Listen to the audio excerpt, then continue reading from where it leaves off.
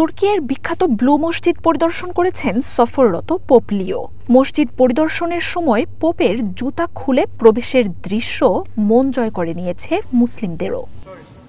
আপনার জন্য অবকাশ যাপনের আর বিনিয়োগের সেরা পছন্দ হতে পারে সল্ট বে, যেখানে বিলাস আর প্রশান্তি মিলেমিশে একাকার। শনিবার ইস্তাম্বুলের ব্লু মসজিদে যান পোপ লিও। ইসলাম ধর্মের প্রতি সম্মান দেখিয়ে নিজের জুতা খুলেই মসজিদে পা রাখেন ক্যাথলিক এই ধর্মগুরু। সেখানে তিনি কোনো ধরনের প্রার্থনায় অংশ নেননি। তবে মসজিদে প্রবেশের সময় নিজের মাথাও সামান্য ঝুঁকান বলে জানায় রয়টার্স। 10,000 মুসল্লির ধারণ ক্ষমতা সম্পন্ন মসজিদটিতে পোপ লিওকে স্বাগত জানান ইমাম ও ইস্তাম্বুলের মুফতি। বিশালাকার মসজিদটিতে 20 মিনিট অবস্থান করেন পোপ। স্থাপনাটি ঘুরিয়ে দেখান মসজিদের মুয়াজ্জিন।